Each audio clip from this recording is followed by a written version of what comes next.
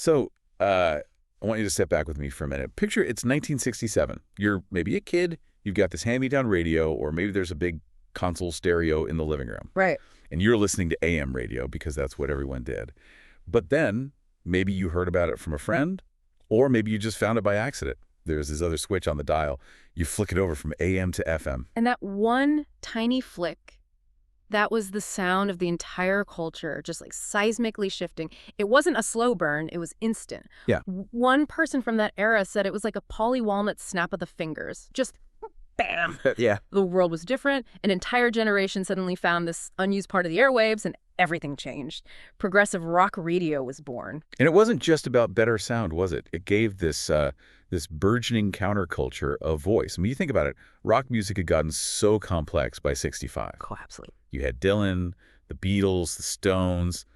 They were mixing this folk and blues consciousness, real ideas with this super accessible pop sound and a rebellious attitude. And that mix meant rock music was, well, it was more than just entertainment at that point. Yeah. And FM, with that clean, clear signal, it was the perfect vehicle. It was quiet, no more static, which meant the music could be so much louder, so much clearer. Right, it had space. It had space, and it felt, peaceful, but what they were talking about was revolution. It was this essential part of the culture in a way that AM radio, which was just about selling the next hit, could never, ever be. So today we're going to do a deep dive into the whole story of that era. We're going to look at the pioneers who built this brilliant, chaotic format, the corporate pressures, the corruption, especially payola. Oh, yeah. And the battles that, I guess, inevitably brought this whole beautiful renaissance to an end. To really get why freeform FM was so revolutionary, you have to understand just how rotten and compromised AM radio had become. It was way more than just a tech problem. It was a crisis of integrity. Let's start with the tech, though, because that's the first thing you would have noticed, right? The sound. Immediately. I mean, FM frequency modulation, it was invented way back in 1933 by Edwin Armstrong. And his whole goal was to solve AM's biggest flaw, static. So AM is amplitude modulation. It's just more vulnerable to interference. Exactly. Electrical storms, your vacuum cleaner, whatever, it all leads to that muddy, compressed sound. FM, on the other hand, gave you this incredible clarity and frequency response.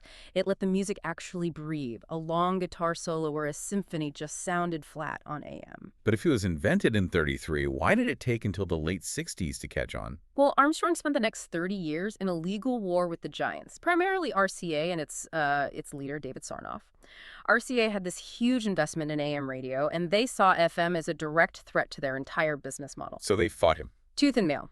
The biggest blow came right after World War II. The FCC, after some, let's say, heavy lobbying from RCA, abruptly switched the FM frequency band. Yeah.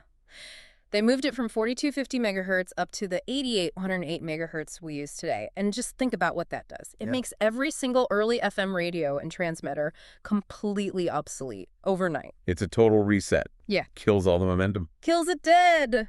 Why would you buy this new tech if the government could just make it worthless tomorrow? So that one decision stalled FM for decades, and while FM was on ice, AM was perfecting the system of, well, corruption. We all know the word. Payola. Payola. The theory was simple, right? Yeah. Get your record on the radio more, it sells more. And it creates a feedback loop. The more it sells, the more it gets played. So the record companies realize, hey, we can just buy that initial exposure. We can just bribe the DJs. And the bribes themselves got pretty creative, didn't they? It wasn't always just a check. Oh, no. The checks were too easy to trace, so they switched to cash, the whole paper bag cliche. But even that got risky. That's when payola became an art form. Okay, so how? It turned into what they called cleans. These were brand new, shrink-wrapped albums that a DJ could just take to a record store and trade for cash. No paper trail. Or it could be services trips, fancy dinners, women. Whatever the DJ wanted, the promoter provided. I heard the most tedious one was songwriting credits. Is that true? Oh, 100%. The real genius move. You list the DJ's uncle or his mom as a co-writer on a song. If that record sells 1 million copies, they get a penny a copy. That's a huge ongoing royalty. And if anyone asks... We'd just say they help with the lyric. Exactly. Oh, he suggested a better line. It was basically legal, untraceable corruption. And all of this leads to the big congressional investigation in 1959, which wasn't just about cleaning up the industry, was it? Not at all. I mean, the subtext was pretty clear. The goal was to squelch this this new cultural movement, rock and roll. It was rebellious. It was threatening the status quo. So if you could expose its heroes as frauds, maybe you could discredit the whole thing. And they needed some big names to make an example of. They needed scapegoats. And the classic comparison is Alan Freed versus Dick Clark. Freed was the original rock DJ. He was defiant, haggard, and he refused to say he did anything wrong. He basically said, I only took money for records I believed in anyway. And they threw the book at him. Crushed him. He died broke and disgraced at 43. But then you have Dick Clark. Clean-cut, all-American. He was also accused of massive conflicts of interest, but what does he do? He plays the game. He plays the game. He divests his interests, says he'll follow all the new rules, and they practically applaud him on his way out. The message couldn't have been clearer. If you're with the corporate machine, you're safe. If you represent the street, we will destroy you. So what was the fallout from all that? For the DJs, I mean. It was devastating. The DJ's status just plummeted. All the power to choose the music was taken away from them and put in the hands of one person.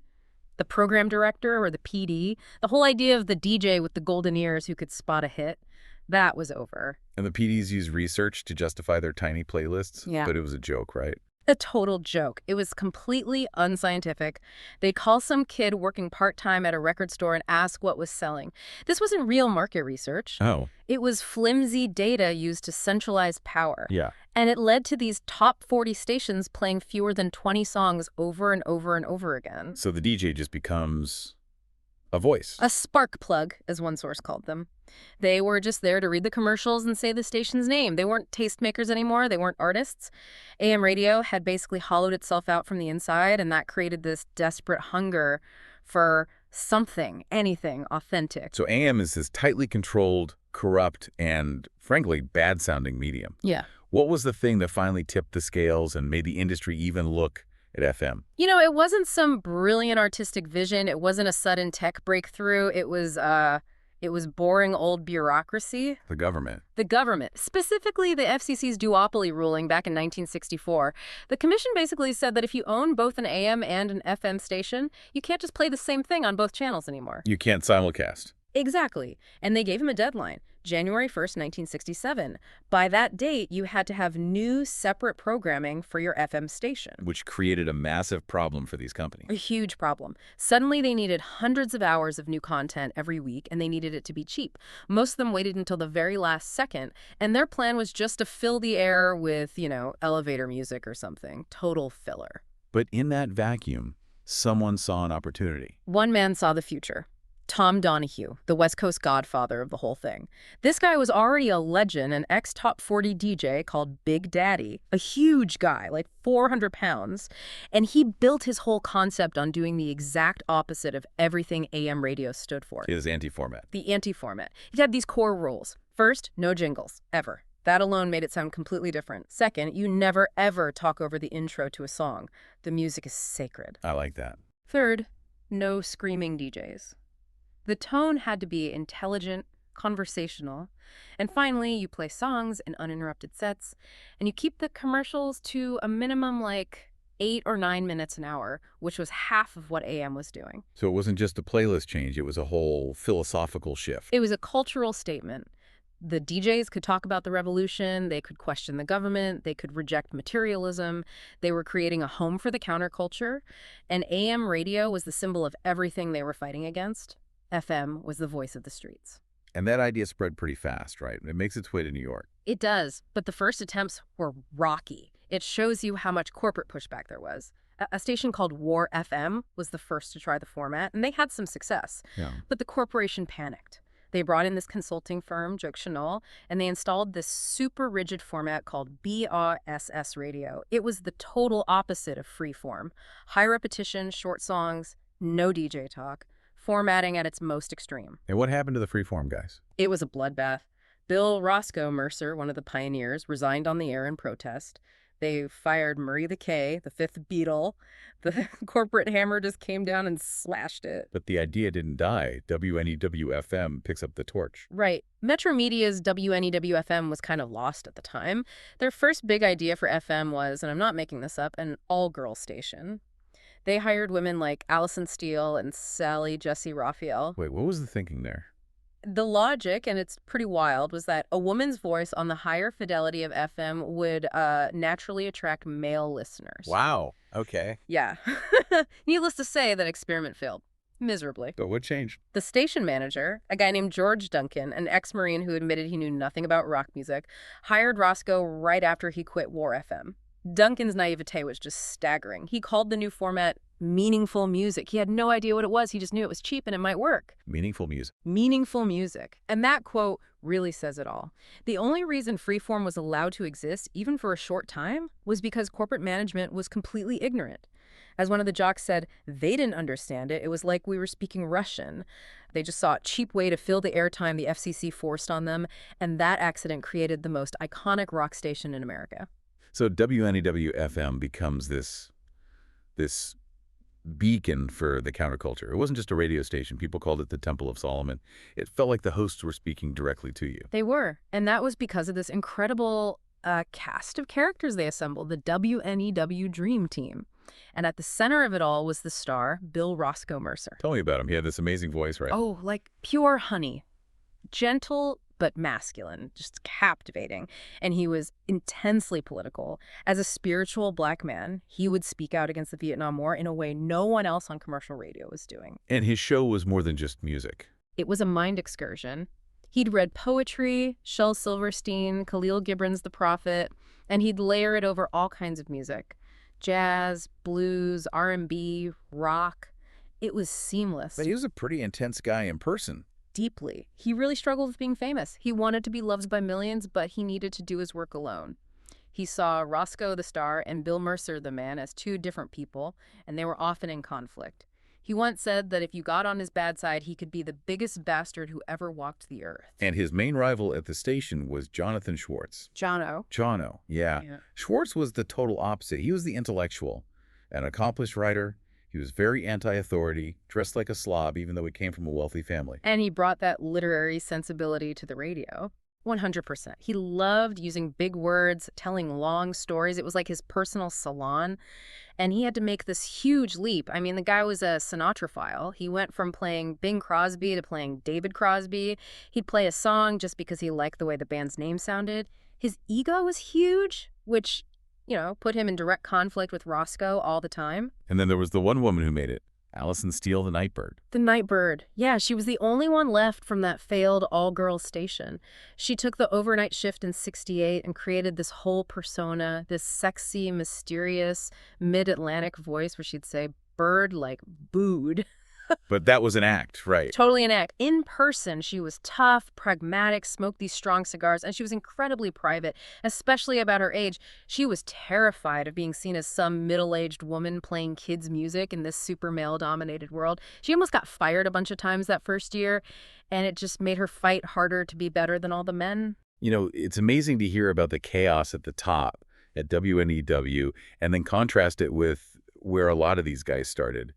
Like your source author, Richard Neer, at WLIR. Oh, WLIR. That was technical hell.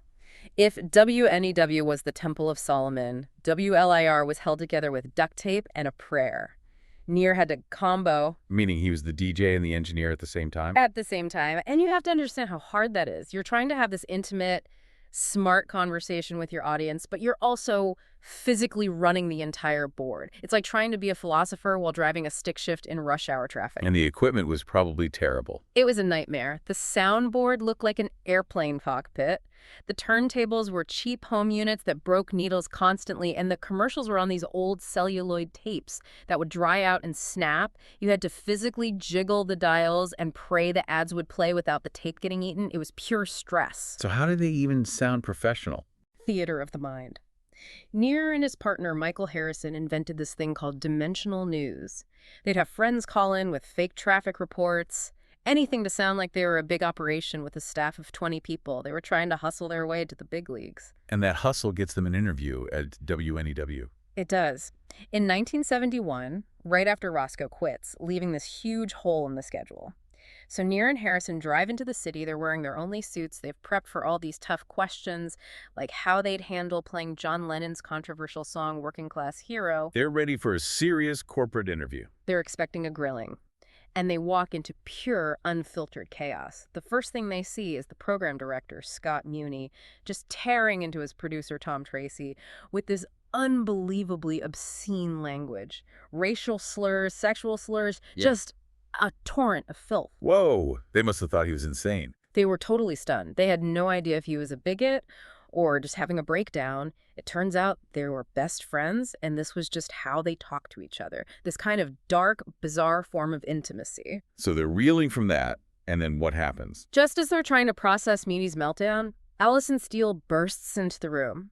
And she's the complete opposite. She throws her arms around these two nervous young guys, gives them these big hugs and kisses on the lips, and just gushes about how they're the nicest boys ever. That is just an unbelievable scene. It was the perfect picture of that whole freeform world. Just this high-wire act of raw ego, aggression, and this strange, intense intimacy all happening at once. So Richard Neer gets the job.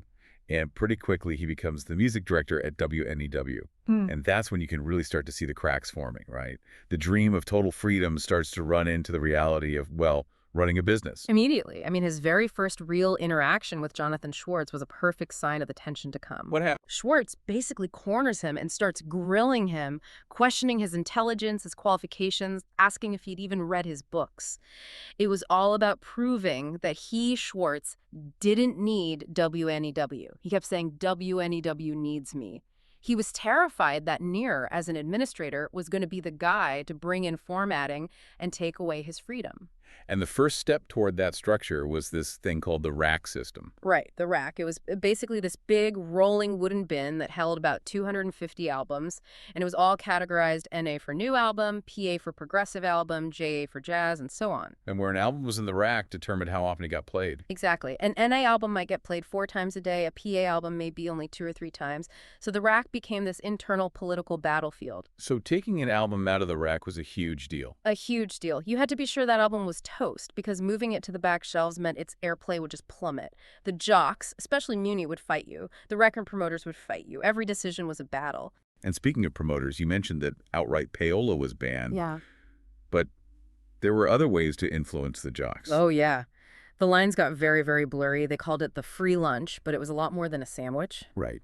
Record companies would host these incredibly lavish listening parties at the most expensive restaurants in New York. The Palm, Chandler's. We're talking mountains of lobsters and steaks, all to get the jocks to listen to a new album. So it's not a direct bribe, but it's definitely an inducement. It's influence. The goal was to get the jocks' attention, get them to spend time with the music, and maybe get a positive comment written on the album jacket, which was the signal to everyone that this record was going into heavy rotation. It was all legal, but it kind of shatters the myth of this pure, independent curation, doesn't it? Yeah, it does. And while this is going on at WNEW, there's a huge warning shot fired from another station across town, right? WPLJ. WPLJ, yeah. That was WABC-FM's attempt at progressive radio. And it really showed that this uneasy alliance between a large corporation and leftist radicals was just doomed to fail. What was the atmosphere like there? It was a split personality.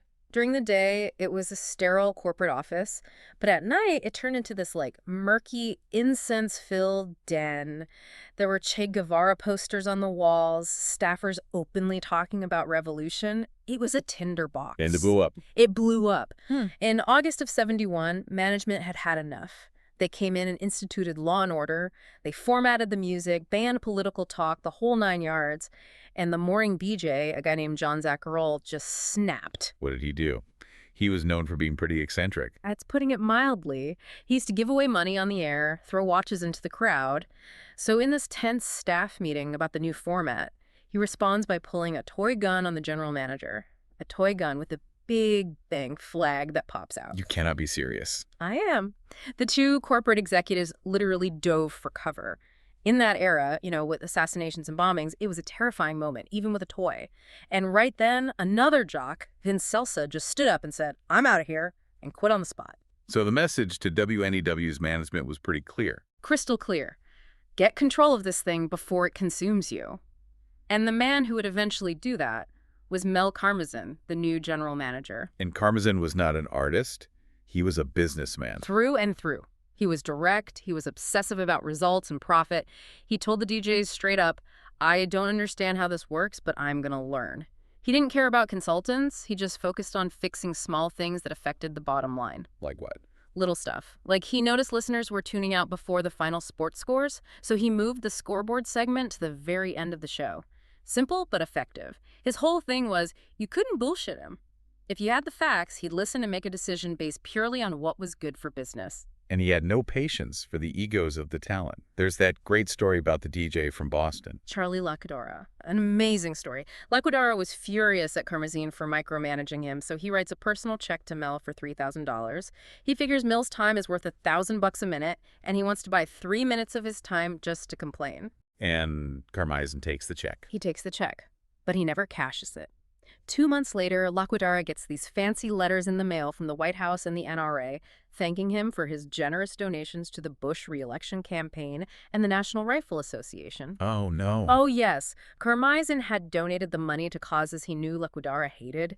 It was this ultimate power move, just signaling his total dominance over the whole radical anti-establishment vibe of the staff. You know, it's ironic that even as all this corporate pressure is building, the station has what you could call its greatest artistic moment. Yeah. And it came out of this just unbelievable tragedy. Yeah, the assassination of John Lennon in December 1980. The staff was at the Christmas party, right, when the news broke. They were. They had Monday Night Football on in the background, and someone heard Howard Cosell make the announcement. At the same time, the police scanners confirmed it. Vin Celsa, who was on the air, had just put on Springsteen's Jungleland. He came running into the newsroom, just devastated. He said, "I can't tell people that John Lennon is dead. I just can't do it." But he did. He had to. He did. He broke down in tears on the air, but he stayed and played nothing but Lennon's music for the rest of his shift. The whole station just became this communal space for grieving. And Scott Muni, who was actually friends with Lennon, he took it especially hard. He did. They had this special bond. They'd shared stories about being fathers while they were both waiting for their sons to be born. Muni was completely shaken. And to honor him, from that day forward, he started every single one of his shows with a Beatles song. That moment really showed how deep the connection was between these DJs and their audience. They weren't just playing records. Not at all. They were part of people's lives. But that artistic high point, really, it just came right before the final commercial end. By 1981, Karmazin and management looked at what was happening, the drugs, the self-indulgence, the inconsistency, and they decided it was time. It was time to bring in professionalism and get rid of the art. And the tool they used was the red sticker system. The red sticker. It sounded so mild. They just designated 16 songs for a hot rotation. They had to be played twice an hour, and it was all tracked by a computer. You could still skip one or two, but you couldn't ignore the rotation completely. That was the death knell, wasn't it? It was the end. As mild as it seemed, it killed the whole philosophy of freeform. WNEW was one of the last holdouts, but once that system was in place, the core idea was gone. And Vin Celsa, he saw the writing on the wall. He just walked into the PD's office and said the same thing he said at WPLJ years earlier. "I'm out of here." And this time, they let him go. This time, Karmazin accepted his resignation. The era was officially over. And the DJs fought this structure so hard because their whole identity was wrapped up in this idea of artistic freedom, fueled by a lot of ego and other things. A lot of the things. The drug culture was a huge part of it. There were stories of coke being done on the air, people using quaaludes, and the club scene fed their egos. They were treated like gods, and they started to believe their shows were this inviolable art that couldn't be touched. Which is why they hated consultants. Despised them. There's a great story where a consultant named Dwight Douglas came in and tried to give them some common sense advice. He said, "Johnny Carson would never walk in 5 minutes before the Tonight Show and wing it. Why should radio be any different?" And they rejected that completely. Out of hand. They claimed that preparing would ruin the spontaneity. But really, it was just a resistance to any form of control. Meanwhile, guys like Lee Abrams were using market research, like his famous steak analogy, to prove that the jocks were wrong. What's the steak analogy? The idea is that if you ask listeners, they'll say they love steak. But if you serve them steak every single night, they'll get sick of it. The freeform jocks were always pushing the new adventurous thing, serving steak every night, when what the mass audience really wanted was the familiar hits. They were programming for themselves, not for the listeners. So the station starts to struggle in the 80s. New formats are coming up. Yeah, formats like classic rock, KROCK were eating their lunch. But the biggest threat was the shock jock, the total opposite of the WNEW philosophy. Howard Stern. Howard Stern. He eventually takes over mornings from Neer and McEwen. And that was the real cultural shift. The WNEW guys were about music, poetry, intelligence. Stern was about controversy and personality. And once the WNEW jocks lost the power to curate the music, they couldn't compete. The final years sound like a mess of corporate shuffling. A total mess. Different companies trying to fix the station. One guy, Gary Wall, was brought in with a mandate to just erase the station's history. The staff called him Metal Boy because he was so detached. And what was his grand plan? When Neer asked him what the plan was, Wall's response was just chilling. He said, "No plan. What do you want to do?" And when he was asked how they'd be judged, he just said, "If I like what I hear, you'll be here. If I don't, you won't." It was the complete end of the pioneering spirit. It was just arbitrary personal power. There's a final sad moment you describe at a panel discussion in 1998. Yeah, all the old pioneers got together. And Rosko, when he was asked to reflect on his career, he just paused for a long time and said, "I should have taken the money." And that just hit everyone so hard. Because it was an admission that they had all started as artists, but most of them had sold out years before. They just rationalized it because the jobs were easy and paid well, and it revealed the crucial difference. Which was? The original legends, Rosko, Steele, Schwartz, Muni, they were defined by their personalities, the poetry, the stories. That's why they're still legends. The next generation, guys like Neer and Elsa's, they were defined by the music they played. So once that freedom to choose the music was taken away, they had no act. Their whole instrument was gone. So when you boil it all down, what's the big takeaway here? Freeform radio was this glorious, chaotic accident. A total black swan event. You're right. It was born from this perfect storm AM radio shooting itself in the foot with payola, the FCC forcing all this new programming, and this very brief, very important window where corporate management was just totally clueless. But it couldn't last. It was never going to last. The second that FM license became truly valuable, the money people, the Mel Karmazins of the world, were going to come in and professionalize it. And professionalism can't tolerate that kind of inconsistency and, frankly, self-indulgence. It was art versus commerce, and commerce always, always wins in the end. But the legacy. Yeah. The legacy is all about the power of personality, isn't it? Yeah. These people made a connection that went way beyond a playlist. Absolutely. Richard Neer tells this perfect story about Scott Muni. Years later, after Muni had gotten sober,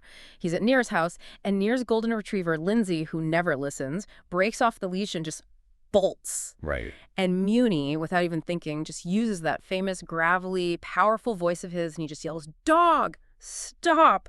And the dog, this completely disobedient dog, just freezes in its tracks and waits. That's incredible. It is. Because that's it right there. That deep, visceral power of personality, that authority and goodwill you build up with an audience over years. No algorithm, no format, no computer can ever, ever replicate that. Which brings us to a final thought, I think. Back in the freeform days, the jocks completely rejected that old radio saying, just when your jocks are getting sick of a record, the audience is just discovering it. Yeah, they trusted their gut over any poll. It was all about human discovery. So here's the question for you to think about. Today, in our world of hyper-personalized playlists and algorithms where everything is fed to us based on data, have we completely sacrificed that element of human curation, of visceral discovery that a Tom Donahue offered? Or has that job just moved to a different medium, and we're just waiting for the next human curator to come along and break the mold all over again?